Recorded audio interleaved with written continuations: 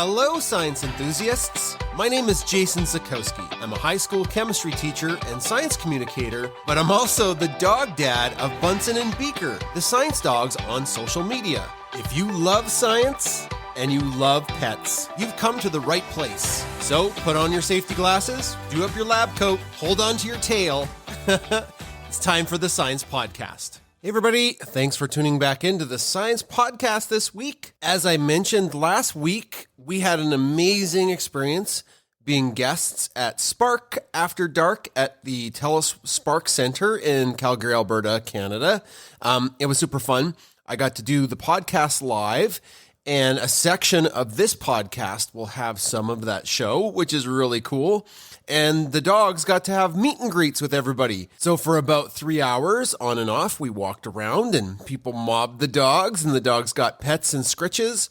I'm so proud of how they did, and so thankful that Kris came with me. There's no way I could have done it all myself. She was a huge help and definitely part of the show. Well, what's on tap for the podcast today? In science news, we're going to chat about dinosaur sniffles. And instead of pet science this week, I'm going to have the 2 little mini interviews I did during the live segment of our time at TELUS Spark After Dark. Our expert guest this week is archaeologist Amanda Finley, who talks about her time in archaeology. But the main part of our interview is going to be talking about her struggles with long COVID. Multiple scientists have reached out to me about being on the podcast to, of course, talk about what they do and what they study, but also raise awareness to what it's like to have long COVID. We'll get into all of that, plus some sciencey goodness with Amanda today. Hey dogs, what does a dinosaur with sleep apnea do? Dino snore. That's a dynamite joke. Oh my goodness. Okay, we better get on with the podcast before we lose more subscribers. There's no time like science time. This week in science news, it's Dino Sniffles?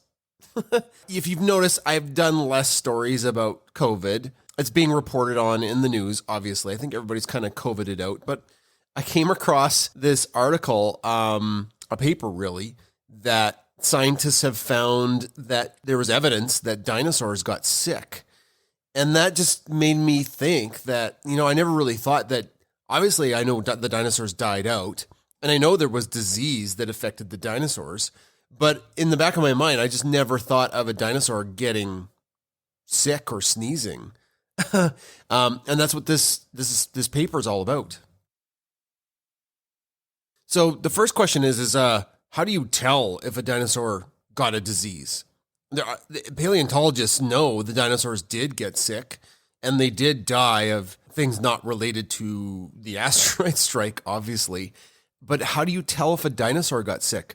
Right? Like viruses don't fossilize great, but where you find evidence is in what the disease does to the bones of the dinosaurs. And that's exactly the evidence that this paper talked about. This paper comes from Scientific Reports. It was on February 10th. Carrie Woodruff is a paleontologist and one of the authors. And what they found was infection in a 150 million year old sauropod, and it was a lung infection that moved into the bones. They had evidence, I guess, that there were dinosaurs that got sick. One was a titanosaur that was unearthed in Brazil that had also a respiratory infection. The dinosaur was named Dolly, and if you think about what the sauropod looked like, it was probably very close to Diplodocus, and it was an extremely long dinosaur, close to 20 meters, and was roughly 29 years old when it died. All right, so how do you find a respiratory illness that moves into the bone?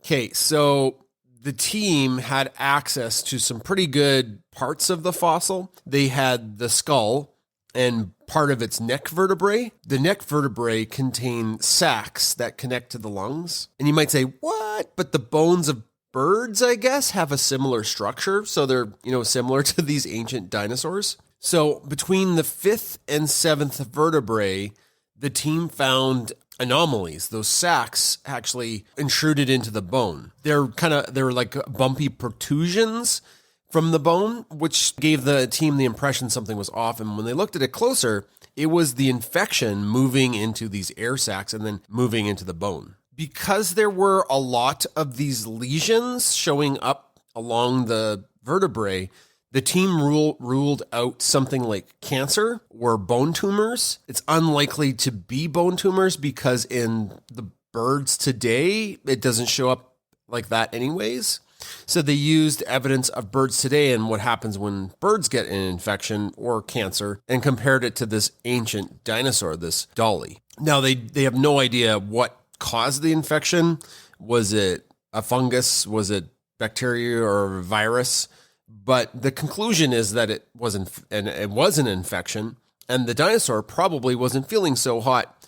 It probably had a really bad cough, a runny nose, a fever, probably was pretty close to death's door, and maybe that's what ultimately did this dino in.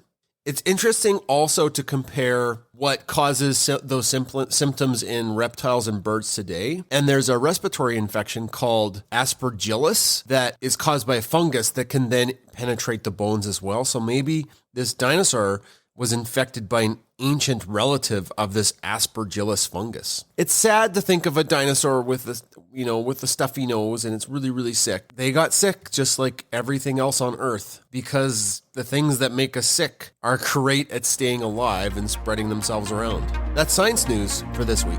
All right, you ready? Yes. Hi, I'm Jason. What's your name? Hi, I'm Olivia. Hi, Olivia. Do you live in Calgary? I do. Have you lived in Calgary your entire life? Yeah. What do you do for a living? Can I ask that, or is that too personal? I'm a full-time student. You're a full-time and student? Hopefully heading off to med school soon. Oh, congratulations. Thank you. Yay. We don't get that. When I do the podcast, we don't get the clapping, which is, I'm just like in my classroom on Sunday. So can you talk to us about your pet? Do you have a pet story? Do you have a pet right now? I do. I actually have 4 pets. Okay. Let's go through all of them. Okay. So I have 2 cats and 2 dogs. Okay. 2 cats, 2 dogs. What are the cats' names? My first cat's name is Jingles. Jingles. Okay. Yeah. And my other cat's name is Crookshanks. Oh, from Harry Potter. Yeah. Okay. Right. Yeah. Okay. What house do you identify with? Gryffindor. Okay, Of Gryffindor. course. Yeah. Any Gryffindors out there? I know, my wife's a Gryffindor. Any Hufflepuffs? Woo! Any Slytherins? Boo! And Ravenclaw is nerds. Okay. Just kidding. Ravenclaw is important. Your dogs. Talk to me about your dogs. I have a very old German Shepherd named Eva, and Okay. I have a Siberian Husky. A Siberian Husky. Now, one of the things I ask my guests about on the show is there a story about any of those 4 animals that comes to mind, like something funny, something touching? Oh, man. I know it's tough to think about it, right? There's a lot of stories. Right. Well, I think the thing that comes to my mind first about my husky is that every single morning, Yeah. when you get up and see her, she will scream in your face. She's like, "Wah," like a She yodeler. goes, "Aroo," just like a little howl or a little roo, and she'll Okay. just roo at you and greet you. Okay. I do have this one huge survivability story about Jingles, the Okay. cat. Yeah. She fell down 3 flights of stairs. Oh my goodness. And at the very bottom, got up and walked away. Holy man. So did that use up more than one of her lives, I'm you gonna think? assume it was a life for each story. Did it like square root the 9 and now lives. she's got 3 or That's something? what I'm thinking, Okay. yeah. That's a math joke. Okay. And when you go to med school, are you going to have to leave some of your pets behind? I'm hoping to bring my husky with The me, husky? Okay. but we'll have to see. Right. That's a common, like when I had a family dog, and then when I went off to university, I had to say goodbye to it. And it just became my dad's dog, the guy that didn't want the dog. I don't know if that's happened to some of you out there. Okay, I see some nods. Yeah, and he just loved that dog to death. So, Yeah, that always happens. It's always Right. the ones who don't want the dog, and then you want the dog. So if you could pick any pet in the future, what pet would you pick? Are you happy with your quad group? I mean, the husky's kind of mine. I'm always going to be happy with her. Yeah. I've always thought it would be cool to have a house-trained rabbit. A rabbit, yeah. Have it hop. They're pretty cute. Yeah, they're so cute. And just have it house-trained. It's so easy. It's like Nice. another cat. Nice. All right, well, thank you for sharing your pet story with you. us, Olivia, right? Yes. All right, give Olivia a hand. Woo, woo. Thanks, Olivia. My name is Jason. What's your name? Hi, I'm Ayla. Ayla. Okay, Ayla, are you from Calgary? No. Where are you from? The Northwest Territories. You're from the Northwest Territories. Yeah. So you drove down just for this? That's amazing. I mean, it was a bit of a long drive, but it's okay. Okay. Worth it. And are you a student as well? Do you work? No, I do ultrasound. You do ultrasound? Oh my goodness. Are you part of the crew that like puts the goo on the bellies and then figures out what the babies are doing? Yeah. And then you're like, I know that looks like a penis, but maybe it's not, and you don't, and the parents want to know sometimes, and it's always awkward. Is that training you have to take to identify genitalia with babies? Yes. Only takes a few minutes. So. Okay, all right. So it's easier than I think. Yeah. Okay. What kind of animals do you have? Do you have some pets? Yeah, I have 2 dogs, a cat, and a horse. You have a horse? Yeah. So you've got 2 dogs, a cat, and a horse. What are the dogs' names? Loki and Lola. Loki? Now he's a little troublemaker. So is that like from Marvel, or yeah. we're talking like Norse mythology? Well, both. A little bit of both? Yeah. He's definitely the dog of mischief. The dog of mischief? Okay. And what was the other dog's name? I'm sorry. Lola. I kind of heard Loki and my brain turned off. But Lola. And what's the cat's name? Charlie. Charlie! Kris, another Charlie cat. And the horse? Jake. And how long have you had Jake for? 3 years now. Now, are they all back in the Northwest Territories? No, they're all here. Oh, they're all here. Okay. Yeah, I live here now. Your horse is in your house in Calgary? Just outside of Calgary. Oh, okay. I was confused because I did talk to some service animal folks, and one of the ladies has a service horse, a miniature horse. Oh, those are so cute. Yeah, it's like a little tiny thing, and they taught it to do a bunch of stuff, and it sleeps in the bedroom. It's an absolutely adorable story. Yeah. So do you have a pet story from those 4 you could share with us? Yeah. Okay. So my husband's a pilot, so he's out of town a lot. Oh, okay. And one day, me and my dog Lola, we were sleeping on the couch. Yeah. And he was coming home at midnight, I think. Yeah. She obviously didn't know. So she wakes up because she hears steps on outside. Yeah. So she's freaking out, and she ran to the window, couldn't see anything because the light was off. So she ran back to me, and she put her body over all of my major organs. Okay. And started barking as loud as she could. She just put her life on the line for me without knowing. Gotcha. That it was just her dad. Oh, it was, yeah. Yeah. I think like Bunsen has a very loud bark, and if anybody broke into our house, I don't know if he would be aggressive, but his bark would scare them. That's her. Yeah, but Beaker would be useless. Like if somebody would break in and she'd be like, "Oh, you have an axe? Yeah, yay, friends!" Right? So that'd be the complete not great for us there. So, well, I so appreciate you sharing your story. Thanks for coming down. All right, yay! Hey everybody, before we get to the interview section, I thought I would just give you some ideas about how you could support the Science Podcast. Number 1, you could support us on Patreon. Check out patreon.com/BunsonBurner. There's multiple tiers of support, and the lowest tier of support is not much more than a cup of coffee a month. The second way is you could check out our merch shop. We've worked really hard to partner with clothing companies that do a great job of providing vibrant colors and soft feels. We also have the Beaker Stuffy for sale. It's so cute. The third way you could support us is giving us great reviews on our podcast playing apps. Any kind of review helps. And if you can't find a review, share our podcast with people. Thanks, everybody. Now back to the interviews. It's time for Ask an Expert on the Science Podcast, and I have Amanda Finley, archaeologist, with me today. How are you doing today, Amanda? I am fantastic. Thank you so much. How are you? I'm great. You know what's cool is we met on Twitter Spaces. I heard you speaking, and I really respected your voice, and I was like, I have to know more about this person. And it's turned into us chatting now on the Science Podcast. So thank you for agreeing to talk to me. I am just delighted. I wanted to be an archaeologist since I was 8 years old, and to be able to pursue that has been amazing. So we'll get into that in a second. One of the things we ask our guests are like, where are you in the world? Like, where are you calling into the podcast from? Just so people have like a geographic idea. You don't have to give me like your exact address or your exact city, but just like generalized. I don't know. If you want to send me something on Amazon, my birthday's coming up, but I'm from Kansas City, Missouri, but for reasons that we'll bring up later, I'm currently with a friend in Minnesota. Were you from Kansas City originally, born and raised, or have you moved around the United States? Well, I've moved around. I was born in St. Louis, which is Okay. where my family is from. Okay. But we moved to Joplin, Missouri when I was 4 years old, and I grew up there. But when I was 15 in high school, we moved out to southwestern Kansas, think Mhm. Dodge City. And it's still like if you picture Dodge City in your head from an old Western, picture that, but with a Walmart and a McDonald's now. It's still pretty much the same. It's still the same. That's Yeah. hilarious. That's like little rural communities in Canada, in Alberta. They've gotten a bit bigger, but they've gained some of those big commercial properties. Yeah, it's this juxtaposition of hearing that cowboy twang with the Stetson and a belt buckle ordering at Starbucks. I love it. I That love it. that is cool. The they need those swinging open saloon doors to complete the whole Right? picture, right? Whip or no whip? Yes, I went whip cream. There you go. So I mentioned you're an archaeologist, and you talked Yeah. about that just really briefly.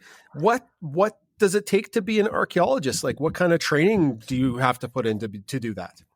Well, for the most part, you do need to go to school for this. I have a bachelor's degree. It's actually in just Bachelor's of Liberal Studies because I had so many credit hours. I studied music before, but I didn't finish that degree.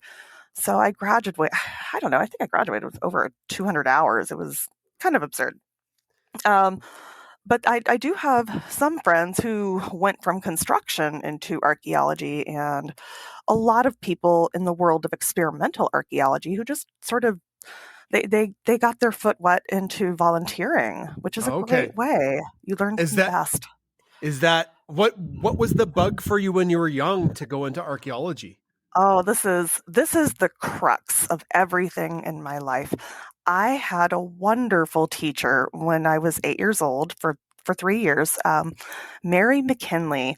She ran a gifted program for grade schoolers. And we studied everything, aerodynamics, government. She taught us how to write a college level thesis. And this was 1985, so there are no computers. There's a card catalog. Learn to use it. One of the units we did was archaeology. But this woman, she was just no holds barred. If we are going to do archaeology, we are going to do it from step A to step Z or Z, wherever you are in the world. We had to plot out our units. We had to do soil samples, take measurements, everything. And then publish or perish, we had to write it up. But she didn't stop there. She had someone print out everything, someone who actually had a computer and a printer for all 75 of us. She pulled in sewing machines. And mind you, I'm 8, and I'm like, my mom doesn't want me to do this. We had to sew these things together to make our own books, and I still have this book. Wow. And in this book, I said, I want to be an archaeologist when I grow up. So through the training, you obviously worked in the field. What did that involve, working as an archaeologist? I'm sure you have some stories to tell us. Oh my gosh, we don't have enough time in the day for this. Well, go for it. Tell us a few. We've never had an archaeologist on the podcast before. Oh goodness, we are fantastic people. We tell very dirty jokes because we deal with dirt. We are so punny. I got lucky. I was living in St. Louis at the time. Most people don't realize what a hotbed of archaeology St. Louis is. Across the river on the Illinois side is Cahokia Mounds. It's a state historic site right now. It might become a national park soon. It's a UNESCO World Heritage Site. This is what I stumbled into. This is where I did my field school, my training. And I did this training with people who have been doing this since the 60s. They know what they're doing. And we, right out of field school, there was this was 2007. There was a massive repair project on the main mound there, Monks Mound. The way that it was formed, the way it was made, it had a structural it had a structural defect in it, and the whole eastern face of the mound was going to collapse. So here I was, a week out of field school. They needed all hands on deck. So they asked, would you like to come work? We'll pay you. Of course. Oh my God, of course. And I really got a great education in mapping, in geoarchaeology. And the one thing that a lot of people don't get, because people tend to be proprietary with this education, using a total station, using the transit, like the thing that's on the tripod when you see construction work, and there's the survey equipment. That project wound up being the dissertation for a friend of mine. He needed help, so he taught me how to use this. And that is what has gotten me into so many other jobs. So can I just ask a quick question? And Absolutely. I apologize if you maybe mentioned it and I missed it. You're fine. What is the Monks Mound? Oh goodness, so Cahokia Mounds. I'm going to stumble around here. Cahokia Mounds it was the center of the Mississippian culture. We don't know what they called themselves because there is no written record. And the civilization was from about maybe 1050, 1100 AD until maybe 1450 AD. And after that, there are no signs of warfare, no signs of disease. So we're not entirely certain what happened. And I'm not going to overstep on really big toes to say what I think. That is for people like John Kelly and Tim Pawdcast and everyone else. But this civilization, the Mississippian culture, stretched clear from the Great Lakes all the way down to the Gulf Coast and across to the Appalachians. Whoa. So and it's centered right there in St. Louis. Huh. See, this is something I know nothing about. Like I wish I learned more about all of this, but I just didn't. Like my training was in chemistry and math and physics, right? So I know nothing about this. That's wild. And the Monks Mound was like a structure from this ancient culture that was collapsing. Just for context. Oh, okay. Yes. It's a massive mound. It's actually the largest earthen structure in the Americas. We're talking really big. Is it made out of dirt or stone or wood? Just dirt. And it wasn't constructed just in one fell swoop. There are, I think, four different periods of mound construction. So this happened over hundreds of years. But what they literally would just take dirt, put it in a basket, put the dirt on the mound, go back, get more dirt. And you can literally see pictures of individual basket loads when looking at the face once we were doing this project. It was just amazing. And did they hollow it out and live inside it, or was it just a giant mound? Monks Mound is a platform mound, and there are several different types of mounds in the Mississippian culture. The platform mound, Monks Mound, it was ceremonial. There was a structure on top, but it wasn't really a residence. It was basically just like a ceremonial center. And it was surrounded by a massive palisades. And within these palisades, the assumption, what we think was going on was there was an elite living within the palisades and others on the outside. And I think there are 4 different reconstructions or 4 different phases of the palisades as well. So somebody important would stand on this, or they would do some kind of ceremony to be above everybody. Yeah. And we don't really, and we don't really know. And there isn't much in terms of record in terms of art. We have what's called the Birdman Tablet. And of course we have a lot of pottery. I love pottery. We can talk arrowheads, spear points, whatever, all day long. Show me some pottery. I like that. Cool. But the Birdman Tablet, it's a tablet with the depiction. It's actually one of the first things displayed in the museum. It's smaller than your hand, but not by much. And it's a picture of a Birdman on this tablet.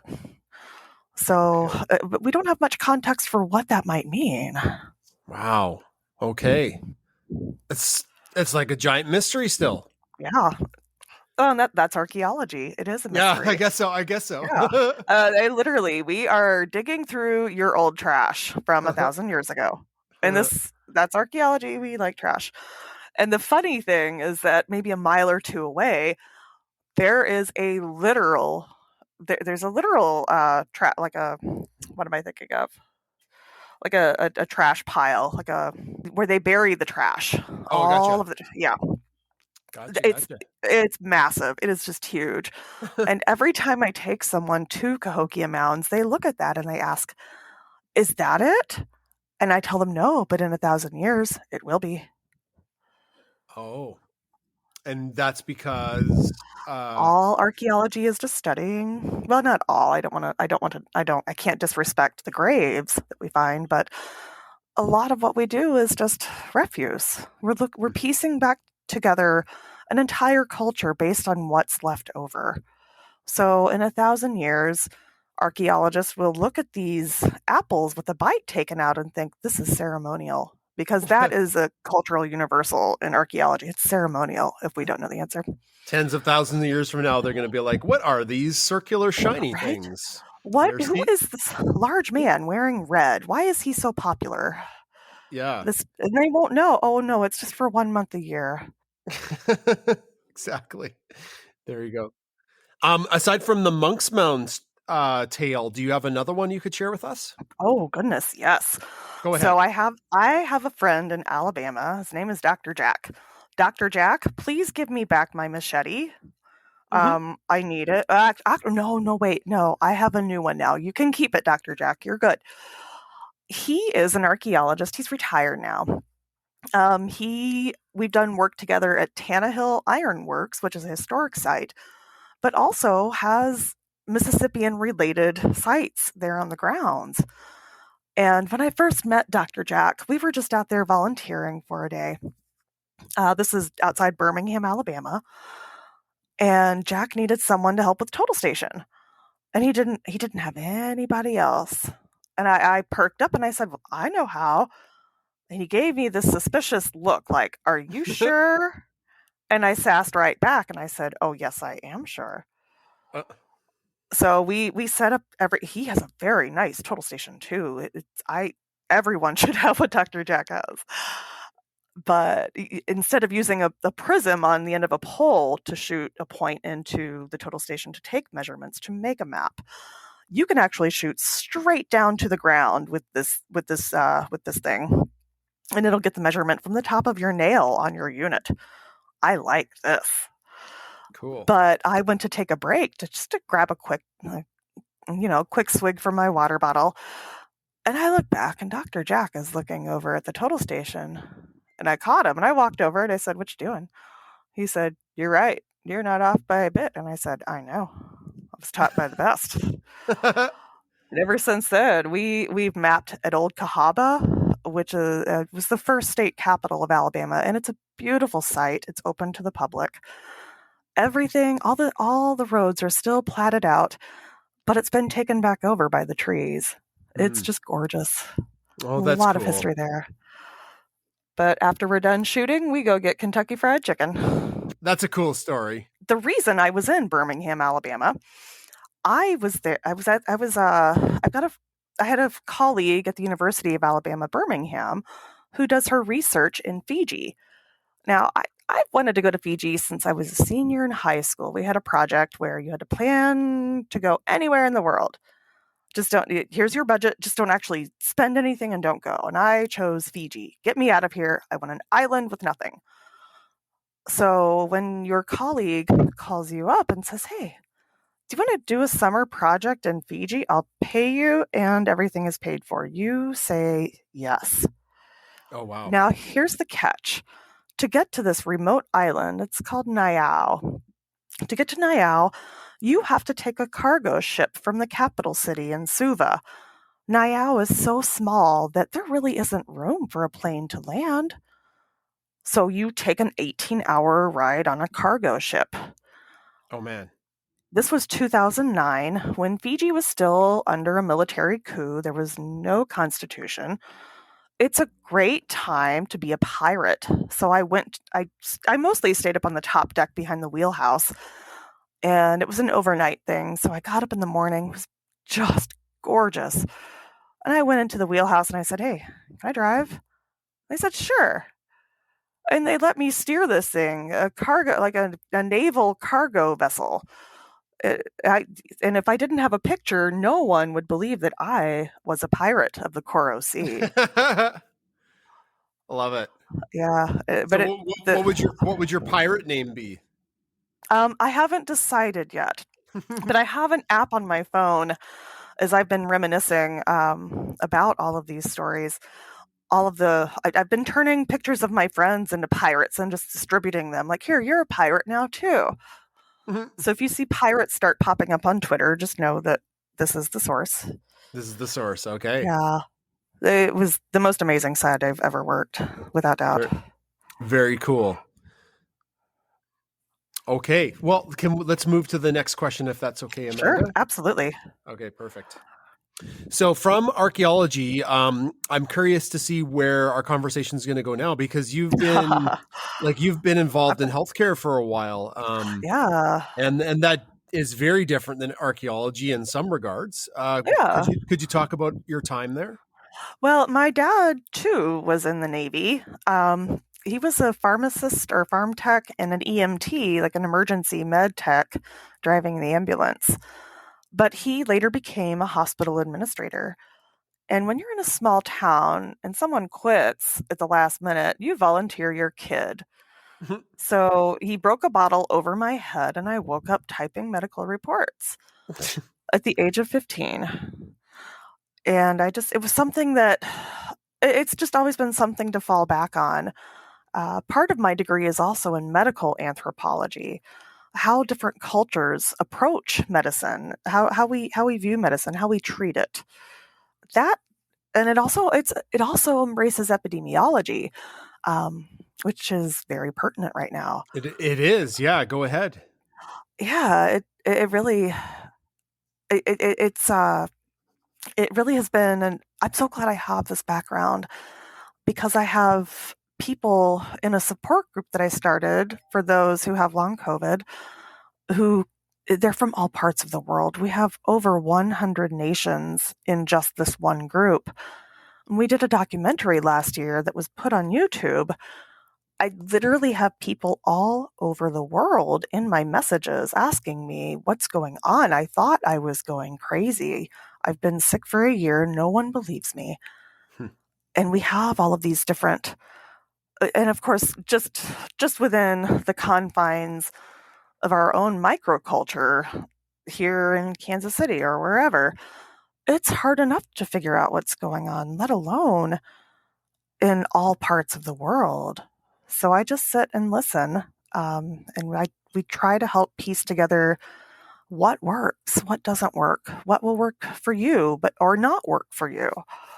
I worked as a contact tracer as well before funding ran out. And it was I'm not fluent in anything, but I've learned 14 languages.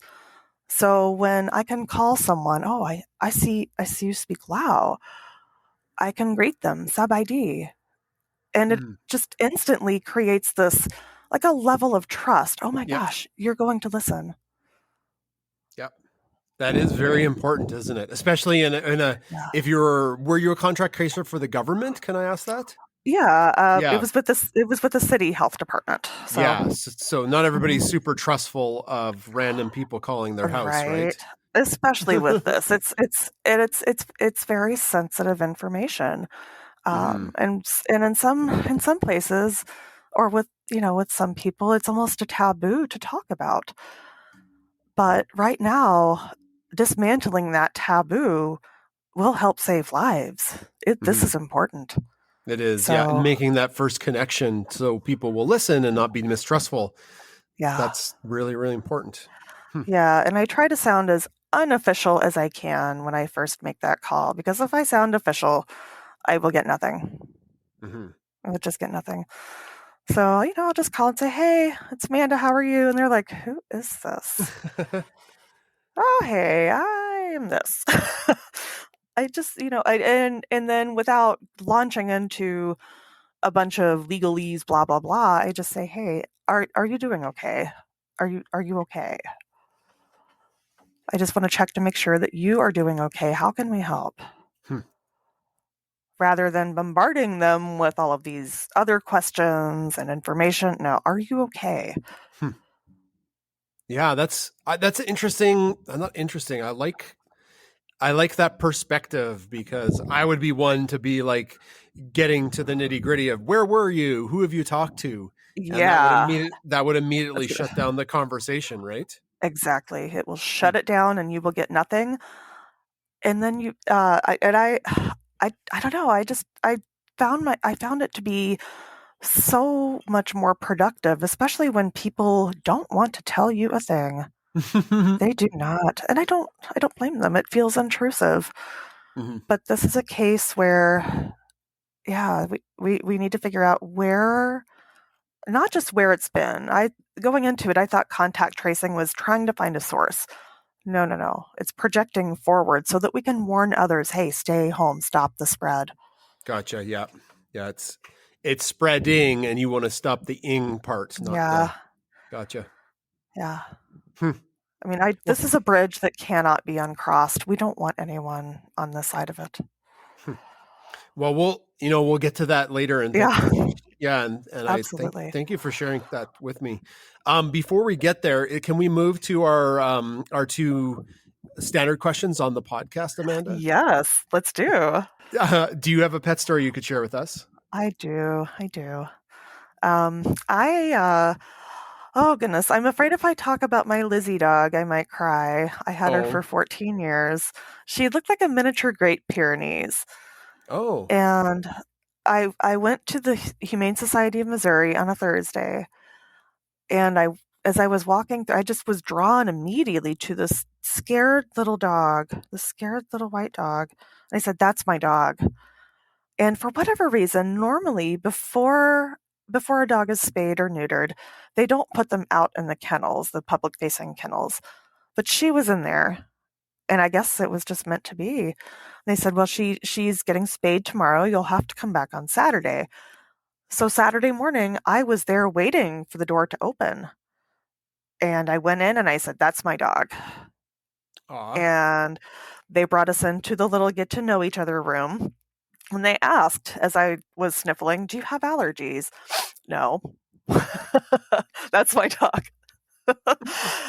Lizzie was my dog for 14 years. And when I first brought her home, all she did was hide under the bed. She was very scared, very anxious. I never tried to coax her out. I never tried to pull her out. If this is what you need, you hide. That's okay. And then about a month later, I got this stuffed animal, a blue moose. And I thought, let's see if she likes it. So I got her to play fetch with it. And then on the third fetch, she looked behind me and I was like, no, it's not over there. It's over there. So I went and got it again and threw it. And again, she looked behind me and I was like, what? No, it's over there. So I looked behind me. I turned around and looked, and that little stinker ran off with Blue Moose. My dog pulled a pink elephant, like, ha ha. And I thought, oh, I like this dog. I like this dog a lot. It was pretty Sneaky. great. Yeah, she was. She was very clever, very just sassy. She Yeah, Beaker has some sass, we're finding too. I love it. Yeah. I think all dogs have a bit of sass depending on the situation, though. Because Yeah. Bunsen can get sassy too, and he's like a really good dog. But occasionally the sass comes out with him too. Yeah, and it's in a good wholesome dog way, not this jerk cat way that cats do. Oh my gosh, what's up with you cats? Well, they just think about the world in a different way than dogs do, I think. They do. They do. Dogs will give, and cats are like, "Go away." Except I need you right now. Except when you give me attention, then go away. They're a little I hot. love cats too. Yeah, cats are pretty cool. They are. Well, thanks for sharing your pet story. That was really Yeah. heartwarming. Thank you. Yeah, my Lizzie dog. She Lizzie dog. well, and you can edit this out later. That's okay. But she loved ice cream. Loved ice cream. And I could say ice cube, and she would be like, that's close enough. Hmm. I could spell ICE. Nope, still it. So I finally had to start saying it in Spanish, helado, and then she caught on to that. But the last time I saw my Lizzie dog, just things happened in my life in the last year of her life. So she went to live with a friend, and the friend called me one day and said, "I think something's wrong, and I think Lizzie's going deaf." And I thought, huh. So I went over to her house, and Lizzie loved being out. She did not care what the weather was. She would be outside. She was just out watching the birds, soaking up the sun, and I said, "Ice cream," and she didn't move. I thought, oh God. And she later, she passed within a few months, but she was just such a sassy ray of sunshine.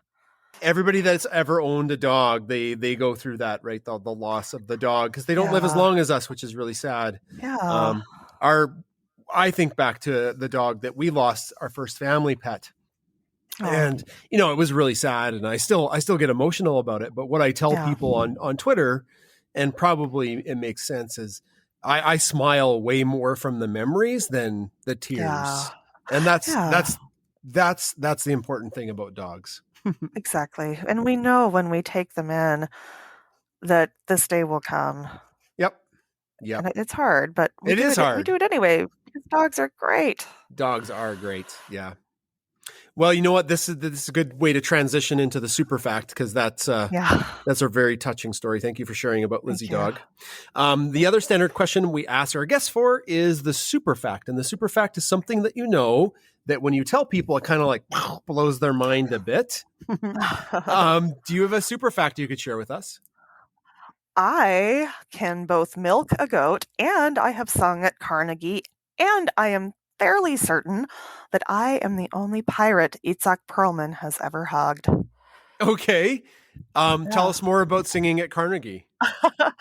So I sang for 10 years with Union Avenue Opera and the St. Louis Symphony Orchestra.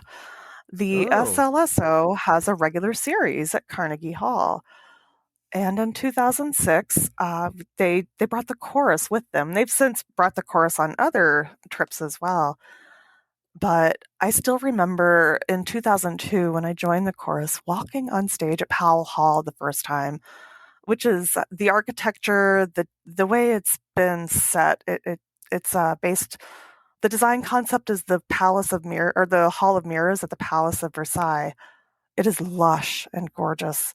And I thought, oh my God, I am from this tiny little place in Nowheresville, middle of like flyover state. If this ever gets old, I'm done. And it never got old. But to sing at Carnegie Hall, what little girl from Joplin, Missouri or Johnson, Kansas gets to sing at Carnegie? It was extraordinary. It was a powerful concert. The first part was a composition done in memorial for 9/11. And it was the first time it had been performed since its premiere. All of the text was taken from the signs that were strewn all about Manhattan. I'm looking for my brother. I can't find my sister. She had the voice of an angel. It was powerful. So we went up for halftime into the green room. I called my mom. Hey, Mom, I'm singing at Carnegie. What are you doing? Oh, I'm making a quilt. And she spent 20 minutes telling me about her quilt. Okay, gotta go, Mom. Bye. And I thought, my mother is totally nonplussed by the fact that I am singing at Carnegie. And then the second half was the Brahms German Requiem. The opening of it is, "Those who mourn shall be comforted." I don't think any of us made it through any of that second part without crying. My friend Christine over at We Eat Stuff, fun podcast, she stopped singing by about the fourth movement, tried to come back in the sixth, and just was like, no, I'm done. And on the sly passing her tissues on Oh. stage. Wow. But the text is, I think it's the most powerful ever combined with music.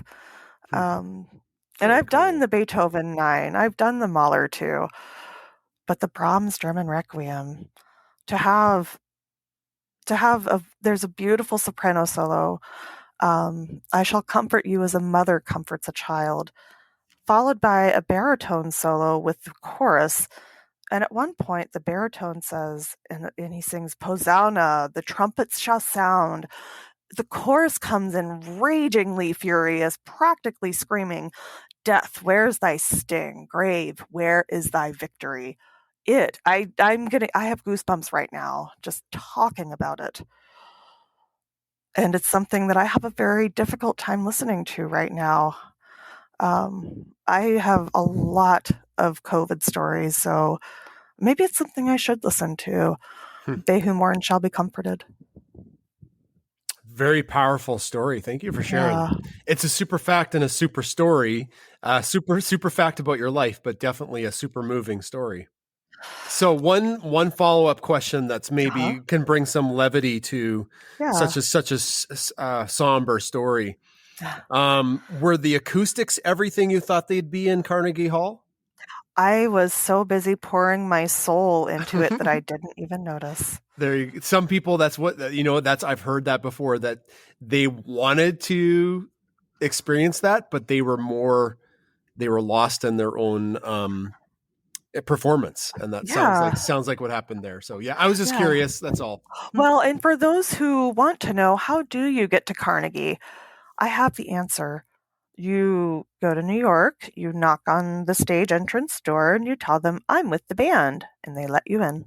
Oh, really? Yes. Works every time. Perfect. We got some tips and tricks here, folks. I do. Yep. Try it. Life hack. All right. We're going to move to the last question. And Amanda, with the last question, it lets our audience get to know our guests a little bit more than what they do for a career, or careers in your case, or whatever I'm doing. Yeah, exactly. Exactly. It's hobbies or causes. And you have a very important cause that you talk about and you would like to talk about, and that's long COVID. Yeah.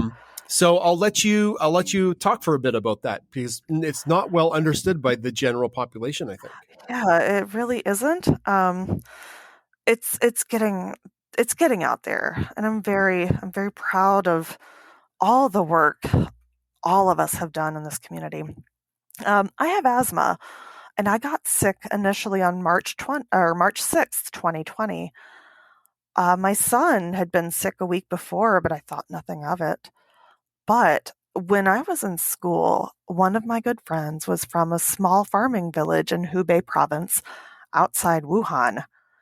And of course, with the background in medical anthropology, I thought, oh God, it's happening. I've written papers about this kind of thing. So when I wound up getting sick on March 6th and it progressed very rapidly, I thought, oh my God, it's here. Sam had it, my son, Sam. That's what it was, and now it's here. So long story short, I just didn't get better. And then a few months out, I started getting strange symptoms. I have never in my life been able to take a nap. I have really bad insomnia. I just don't fall asleep. I would sit down and be out. And I developed these strange rashes. I have new allergies. I've worn my great-grandmother's wedding band for every day for over 30 years. I'm allergic to it now. It's such a small thing in comparison to organ failure, but it still is this thing that I mourn. But I started getting this feeling in my legs, and it lasted for several months. Nothing touched it. It felt like the blood was boiling in my vessels. It hurt 24/7. And at the time, I didn't know that's vascular damage happening. And that was a couple of months after getting COVID. It's not that it's not a virus that lies dormant that we know of. This type of virus doesn't do that. It's incapable biologically of incorporating into your genome. We haven't seen a coronavirus do that before. But I thought I was alone. I thought it was just me. I lost all of my hair. I have alopecia. I lost all my hair after I had my son. And I pursued answers for a year and a half, and I got nowhere. And I thought, oh, no, I don't want to do that this time. I guess this is my life. And then one of my best friends, they said, hey, my sister is still sick too. And another friend in Alabama said, I've got a friend who's still sick. You should start one of your groups because I have a reputation for solving everything with a group on Facebook. Mm-hmm. I said, yeah, we'll find 50 of us. We'll just be miserable together. And now there are almost 14,000 people in this group. And it's not the only group. There are hundreds out there. Mm-hmm. But it just built and built. And before I knew it, was like, oh my gosh, all these people have my phone number. It's dinging right now. I've made myself available, which I do not regret at all and still do. Because that's really the heart of what all of this is. No one believed us at first. We were just screaming from the tops of our diseased lungs, discovering that, oh my God, it's not a respiratory disease. It's more of a vascular disease and affects everything in the body. And it's so serious that we have had people die over a year later. We lost my buddy Jake Bryant on September 4th of this year. And that really is what sparked everything to explode on my Twitter feed. I just took my grief to the woods in a tent, and I didn't just type in responses on Twitter. I would leave video responses everywhere. And of course, it's all saved for all of posterity. I don't even know. It's a lot. It's a lot of tweets. Mm-hmm. But I don't know if just the right people listened. And it coincided with an article in The Atlantic by Ed Young. It all happened at the same time. And then people were asking, oh my God, every media request I get now, they don't want to talk about a headline they are trying to fill. They want the whole story. And it's a lot. But no one before that, aside from a local journalist here in Kansas City, Sheree Honeycutt, not a single person had brought up the socioeconomic impact of all of this and how I am homeless. I was in the woods living in a tent doing all of this. And my neighbors were the wild turkeys. They didn't care if I yelled at them. But I'm not the only one. Jake was in and out of homelessness. Wendy is homeless in Houston, has gone through a hurricane in a tent while dealing with long COVID. We're dying because we can't afford to live. We can't afford the medications. We have doctors gaslighting us. And it's incumbent on those of us who are a little better, who are feeling a little better, to scream a whole lot more loudly. So that's what I do. Well, I'm glad we're giving you a platform on the Science Podcast to talk about this. And there's lots of people that listen to the show, right? Microphone. What would your message be, like Amanda? I can't say we'll fix everything, but how could we help? Right? Like, what would be a couple things that could help? Well, number one, go follow Patient-Led Research or Body Politic Hannah Davis on Twitter. Sorry, Hannah, I'm going to put you in the spotlight again. Go follow her. She is a person to watch. Body Politic, it's a separate site, but Hannah, Elisa Perigo, who is also an archaeologist, high five, Elisa, Lisa McCorkle, oh my gosh, please don't, Fiona Lowenstein.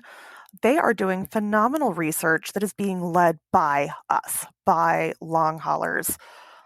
That is where we need to start.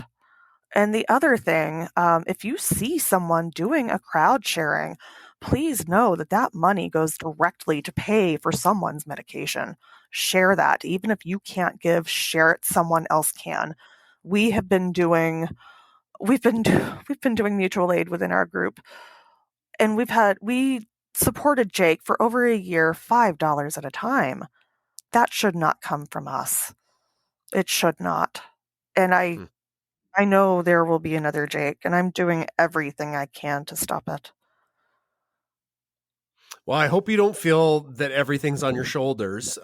It's just such a rough time right now because the spotlight is so not on people with long COVID. Like that's going to be that's something that will be looked at when the spotlight is off, the variants and the vaccination rates and all this kind of stuff. But it's part of the whole story, isn't it? It's just it is. It's something that doesn't get the same kind of sexy play on the news as some new variant or something, right? Yeah, and that is, there are two things that we want people to know. Number one, it is not a binary outcome. It is not life or death. There are an estimated 12 million long haulers in the United States alone. A lot of people don't even know what they're dealing with yet. We're still finding them a year out. Oh my gosh, that's what this is. I didn't know I had COVID. Asymptomatic people can still develop long COVID. The other thing is that we have this very vaccine-heavy approach. Yes, please vaccinate, but it is so, we are in a position now, we have to do everything. You have to, please stay home. Please stay home. You do not know how big your bubble is. Stay home as much as you can. If you need help, reach out for it. There is a world ready to help. Wear a mask that has a good seal. Ditch the paper, ditch the cloth. Good seal with a filter. Because what happens, even if you're asymptomatic, if you think you've had a contact, if you think it's allergies, stay home. When you transmit it, sure, you're probably going to be okay. You might join the ranks here. You might not. But what will happen for certain if you do not stop that transmission, it goes down the line and it affects someone else, and it's devastating. It will cause death to someone else, and I'm not okay with that. Yeah, we have to think of this from a community standpoint, not a me standpoint, right? That's a tough thing it's a tough thing for Canada, United States, places in the world, right? Well, you know what? Thank you for sharing your story, Amanda. It's very, very sobering there. It's yeah, but you know what? Sometimes on the science podcast we end and somebody talks about their hobby of playing video games, and that's great. Yeah. And some people talk about a cause like Black Lives Matter or Black Birders Week. Yes. Very, very moving, very important. Very much matters. And we have you today talking about long haul COVID. You may be the first person's voice talking about it that one of our listeners will hear. And that is important, right? That's important. Yeah, it's sobering. It's still something like I feel like a tiny drop in a massive ocean of COVID and humanity. And I'm not quite sure how I got here other than being very loud. Well, I'm glad you're a loud voice because Thank you. We're a brave voice because we would not have met if you weren't, and you wouldn't be here talking to me and I wouldn't be here talking to you. Right. So I think that's what sometimes we've lost during the pandemic is the ability to connect. And we're maybe starting to do that. We're starting to do that in different ways that isn't face to face. And that spaces community is really important for that. So, oh my gosh, it is. It's also, it's such a time of gravity. Understandably, it's mass trauma on a global scale. So sometimes it's just fun to hop into a space and have fun. Yeah. Please do come up for air. But at the same time, it's a great time to speak up about inequities. 100% agree. Yep. 100% agree.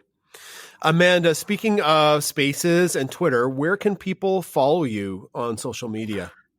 That's funny you should ask. Basically, if you type in Ruby Slippas, RUBYSLIPPAHS, that's me. Wherever you see it, that's me. I also run the Twitter, or I'm the delegation queen. I will delegate things out here. I don't micromanage. We also run COVID-19 Long on Twitter. And I may or may not be behind a couple of satire accounts like Delta Plus, which is based on the Saturday Night Live skit Delta, Delta, Delta, can we help you, help you, help you? I really need someone to take over my CDC Womp Womp account. It's basically just Benny Hill videos chasing variants around Twitter. It's very fun. And I don't know who all is behind all the variant accounts. It's all satire. But I don't want to know. Please do not ruin Santa for me. This is fun. It's therapeutic. And I run some non-COVID microbe accounts like Ebola, and some other things. What I do is a lot of people living with long COVID struggle with depression. Well, come here. We're going to do something fun. We're going to laugh. It's going to be great. So the person who took on the Nipah virus, Nipah is a lethal virus. Stay away from that stuff. Well, her first tweet out was, "Hi, I'm the better bat virus." And I thought, oh my gosh, you're so hired. So it's educational, but at the same time, it's therapeutic for us. Like, we need a laugh. We really need a laugh.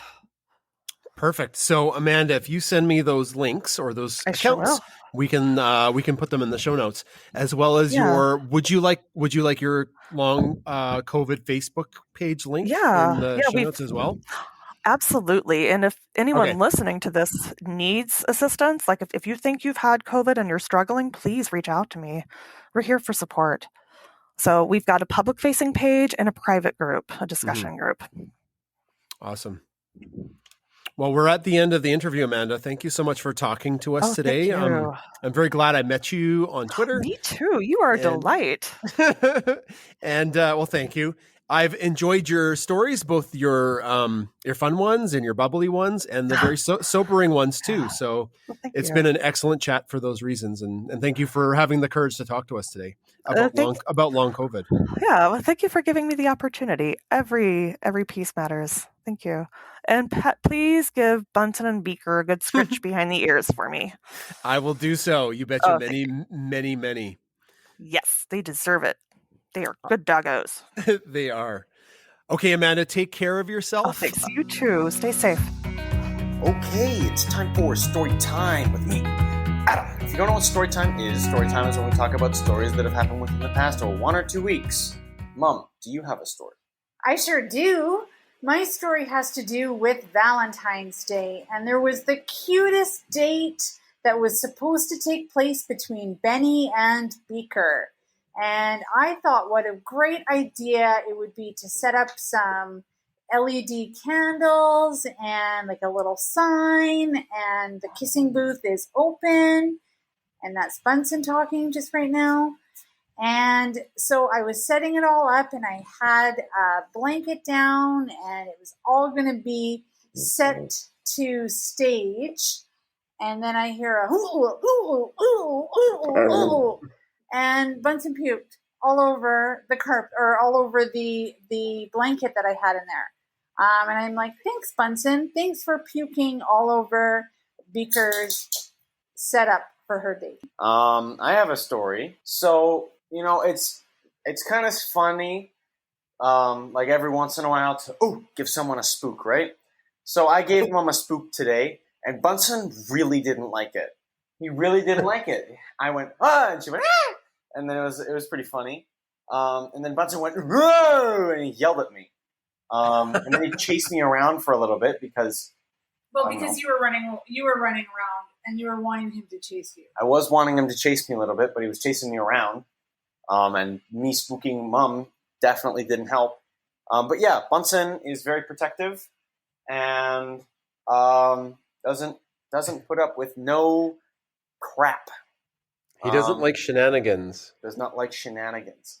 But yeah, Dad, do you have a story? So I'll finish the story about the date with Benny. Yeah, it was very, very cute, and Kris did such a good job setting up a romantic backdrop. And so we had a Zoom call, and through movie magic, we edited out as much as we could us trying to get the dog set up, because dogs don't see each other really on Zoom. So Beaker was sitting there. She didn't know she was looking at another dog. I don't know if they even see another dog or they get it. I disagree with that, Jason. I totally disagree with that because she was watching a video of other dogs with me. So I really think she was seeing Benny, but she didn't understand that he was in the screen, and that's why she was jumping on the computer. She's like, "Where's Benny? Why can't he you think be right so? here?" I think she was just standing on the computer. I think she was looking for Benny. You think so? Okay. Well, anyways, to get them set up, we had to use some treats. But through, as I said, through movie magic, we were able to cut together this really adorable Valentine's Day story, and it did really well on Twitter for something that's kind of niche, like a fake love story between two dogs, quote unquote fake. I don't know. I think close to 40,000 people viewed it, and it was a long video. So I just want to thank Benny's parents for helping us set that up. It was adorable and super Don't cute. you mean Benny's parents? Okay, his parents, fine. Okay. We can have back and forth because I'm like not in the same house as you guys. I'm like in another city right now. I know, this is the magic of technology, and you're going to magic this together like you did the video. So that is story time with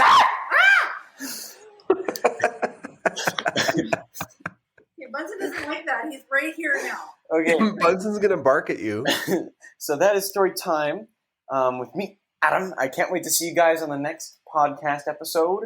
Hopefully we're not doing magic shenanigans with different cities. But yeah, I hope to see you guys next time on the podcast. Bye-bye. That's the end of another Science Podcast episode. Thanks for coming back week after week to listen to our show. Also, special thanks to our expert guest, Amanda Finley, who talked to us about archaeology and some of the ups and downs of her journey with long COVID. I'd also like to thank our top tier patrons on Patreon. Without their support, we wouldn't be able to do what we do. Take it away, Kris. Chris Kelly, Samantha Dodd, Kimberly Bond, Nate Stephenson, Debbie Anderson, Courtney Proven, Renee Hardy, Mary Rater, Shelby Leggett, Mary Coos, Katya Lynch, Marianne McNally, Andrea Persons, Elizabeth Bourgeois, Karen Beth St. George, Bianca Hyde, Sandy Breimer, Tracy Halberg, Jenny Jaguar, Leela Perriello, Lynn Armstrong, Lisa Swartz, Catherine Jordan, Donna Craig, Lila Ashir, Jody Ogren, Liz Button, Kathy Zerker, and Ben Rathert. For science, empathy, and cuteness.